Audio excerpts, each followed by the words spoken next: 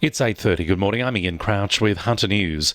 The latest interest rate cut has sparked renewed calls for action on deeming rates to help retirees in the Hunter and across the country.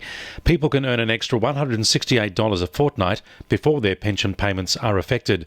Income from savings accounts is also included, but the government assumes a higher interest rate than what is currently offered.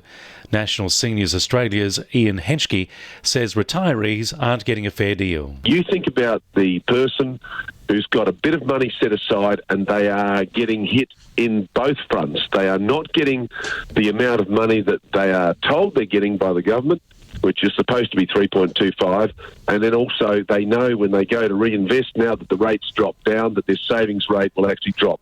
Federal Employment Minister Michaelia Cash has appointed an employment facilitator for the Hunter Valley.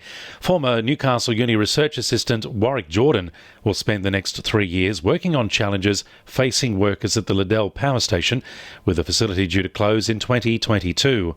He'll liaise with local job active providers, employers and training organisations to ensure workers at Liddell have the skills and opportunities they need to find new jobs. Swansea MP Yasmin Catley says she will ensure Hunter voters' concerns are addressed at the highest level in her new role as Deputy Leader of the New South Wales Labor Party. The state opposition will be looking to restore trust with regional voters ahead of the next election in 2023. Yasmin Catley says Labor will work hard to restore rural residents' trust in the party. We know that on the back of that emphatic win that we will pull together as a team, because at the end of the day, we are best when we are fighting the government, and that is our intention, so that we can win in 2023. The Rail, Tram and Bus Union is questioning why some Lake Macquarie bus routes have been cut to make way for a new premium bus service. The union doesn't believe the expanded on-demand service will lead to better outcomes for local passengers and claims it could potentially drive more passengers to choose their cars over public transport.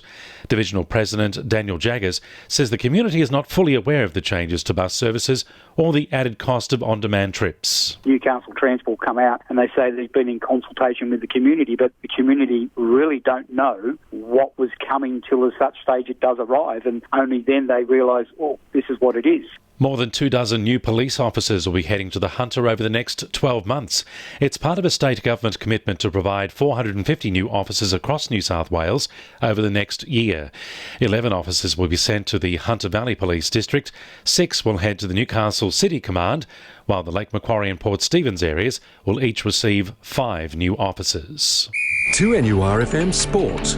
Knights enforcer David Klemmer will again get his chance to shine when the Blues take on Queensland in the Origin decider next Wednesday.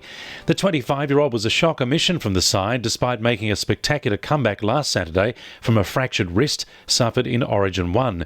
However, the suspension of Dragons forward Tarek Sims for a Grade 1 dangerous contact charge has allowed Klemmer to be recalled for the decider. Knights utility back Tata Moga will put a 4th knee reconstruction and a court appearance for assaulting a taxi driver behind him as he prepares to make his first NRL appearance in more than 15 months. Moga says he wants to put all that behind him to give his best on the field against the Warriors on Saturday. It's been pretty challenging, obviously. What can you do? Just got to keep going, moving forward and just play good footy. And former Mariners player Andrew Houle is being hampered by a niggling foot injury and won't play for Broadmeadow until he's fully fit. The 25-year-old hasn't played since the 0-0 draw with Edgeworth on June 2 and is undergoing physio in a bid to return to the side.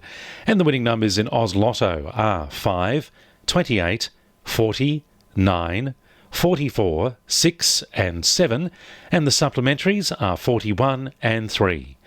2NURFM News Time, 26 to 9.